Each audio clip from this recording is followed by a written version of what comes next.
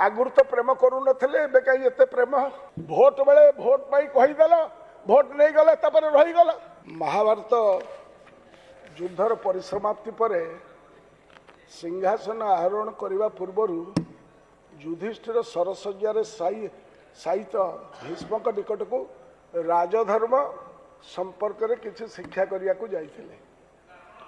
मु बजेट उपर को आसवा आगु केतोड़े कथा रखी।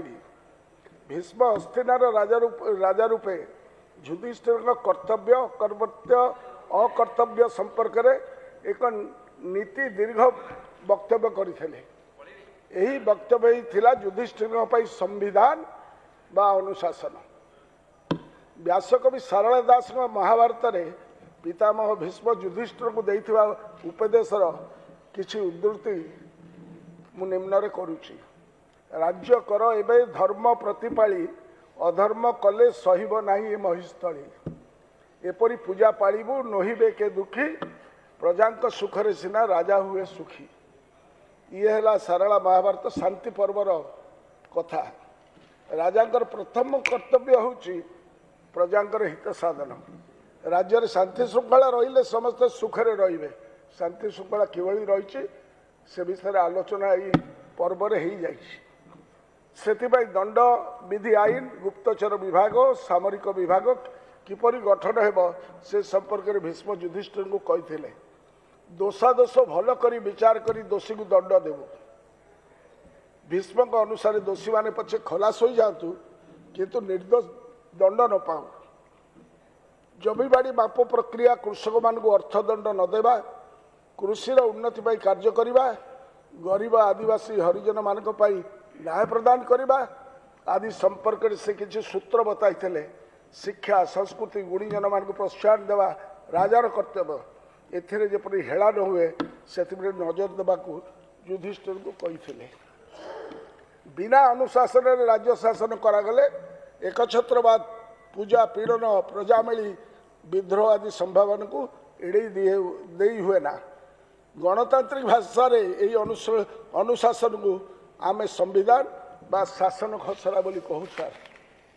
एवं से अनुसार मनुवादी अनुशासन एते कठोर थिला जे सामाजिक राजनीति रे कौनसी परिवर्तन काठियर पाठ थिला।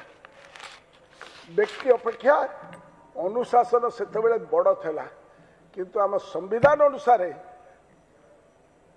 गणतंत्र रे अनुशासन अपेक्षा व्यक्ति बड़।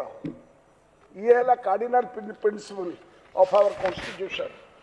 यही हिसाब रे मु राजधर्म जी पालन करुछथि कथनी और करनी भितर जंती फरक न रहिबो से विषय गोटे कथा आपण नजर को आनी विसार। सी है आमर मान्यवर मंत्री पंचायत राज सी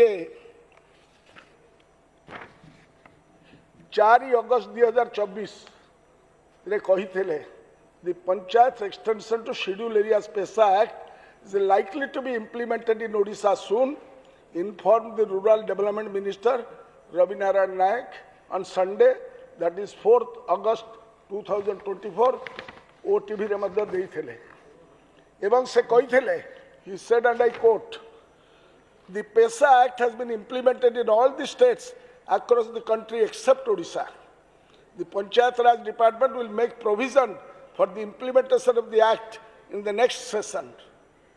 This was the refrain. My department will bring the bill. The implementation of the PESA Act in the state was a long-standing demand of the tribal people, said Minister Naik. I have heard Minister Naik on this side. I have heard the Chief Minister on this side. I have heard the Parliamentary Affairs Minister on this side. I have heard the young friend Nityanand भाई on this side. पेशा act आम लागू करूँ कौ दिन कौन कही से कथा को आपको जन दे पारि सार किंतु सबुठ बड़ कथा है in consonance with the pronouncements made by Ravi the honourable chief minister made a statement अगस्त 15 दिन जाति उद्देश्य जो वार्ता दियंती सेठी से कौन कही 2024 मसीह बर्तमान एटीट्यूड कौन से विषय आप जानवा दरकार सर तेणु ए गृह जानवा दरकार सी से कही मु माटीर मनीष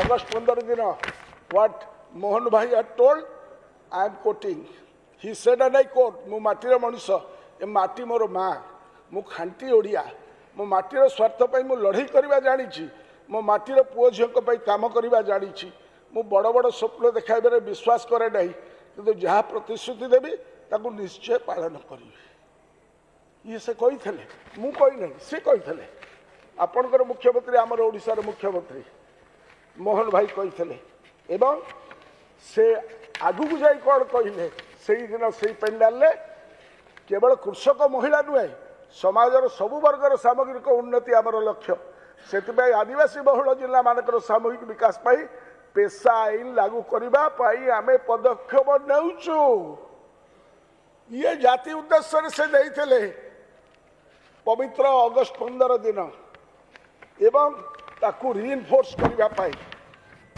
परवर्ती समय पुणी आमर रबाबू पुणी आउ थे assures the minister rules under PESA Act to be presented before Odisha Assembly next session assures the minister mu koi nahi minister koi the draft of the Odisha Gram Panchayat extension to scheduled areas rules which was issued 27 years after the enactment of the Panchayat extension to scheduled areas PESA Act 1996 is expected to be presented before the state legislative assembly in the next session. Sir, Naveen Patek had published the draft rule under PESA Act in November 2023. Now, एक कथा कोई साल परे मु मुख्यमंत्री को ठार उत्तर रखला बेले कहिबे जे से PESA Act कौन एवं तेटा केबे आनिबे एई जो प्रतिश्रुति गृह रे एई जो प्रतिश्रुति आपण माने देइछथि राज्यवासी को PESA Act को लागू करिवे बोली आपणकर मैनिफेस्टो रे as well as to the people of Odisha, as well as to this house. Not once, twice, on both sides, you have told and promised. What a PESA Act. Chief Minister comes from a tribal background and a mineral-rich region. Before coming to power, he strongly advocated the tribal rights, including implementation of PESA, the Forest Rights Act, FRA, and fair land acquisition policies. He raised concerns about the illegal mining operations exposed in the Shah Commission report. जो थे कहते मुझे jail भर्ती करी गृह कही even in his first Independence Day speech मुझे कहली Chief Minister promised the implementation of PESA, but what has happened? What is this stopping the Chief Minister now?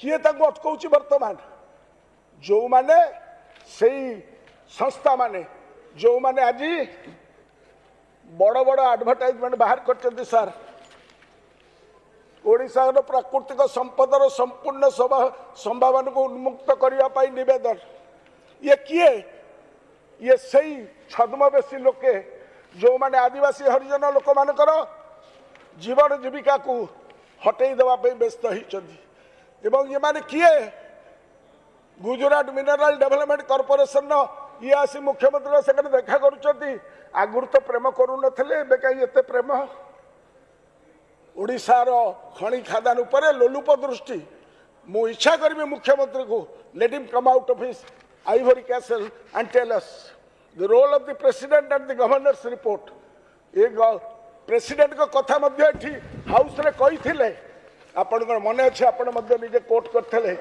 J president Draupadi Murmu को विषय कहुला जिते बड़े उठी 56 एक्ट रो नंबर 2 जो रिजोल्यूशन होता तार कागज मो पाखे अच्छी जदि कहे सर मुझे बाहर करके देवी तेणु the role of the president and governors reports ओडिशा's president hails from our soil.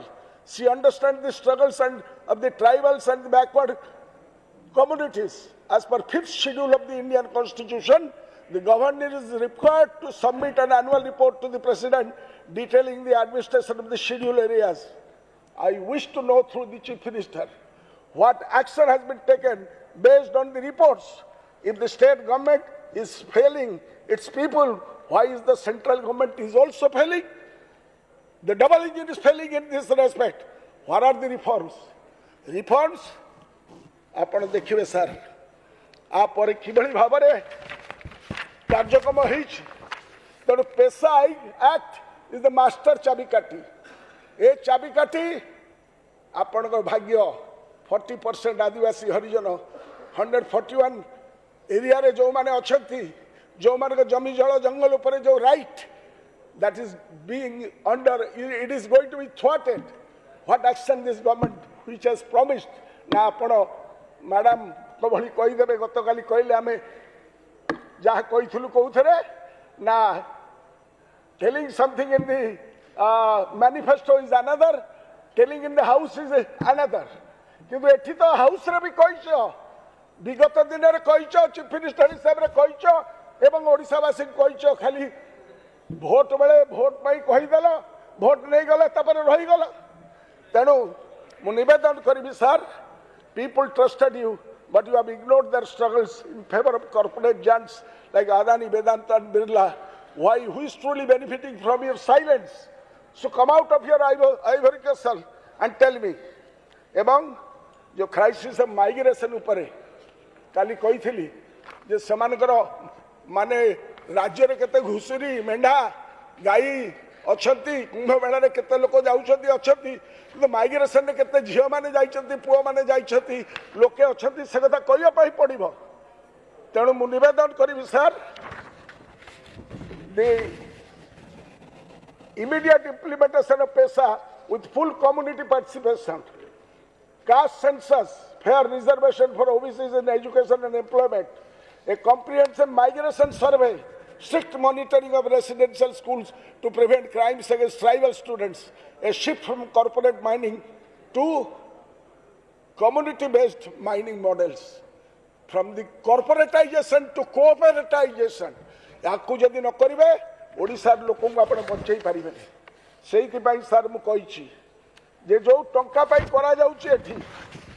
दिन मुझे आज कहूँ Odisha must act now to protect its resources and people stop mineral auctions till the PESA is fully implemented across the state and transfer mines to OMC for state controlled resource management. खड़ा पकई दियो. Implement the Honorable Supreme Court judgment to impose cess and taxes on all minerals and mineral-bearing lands. Revise long-term linkage policy to reflect fair market prices. Revise and withdraw the petition pending before the Honorable Supreme Court and introduce a new bill in Assembly in place of Orissa Act of 2004. Instead of involving third-party MDOs, the government should empower local cooperatives and Grama Sabhas. Jati mandate.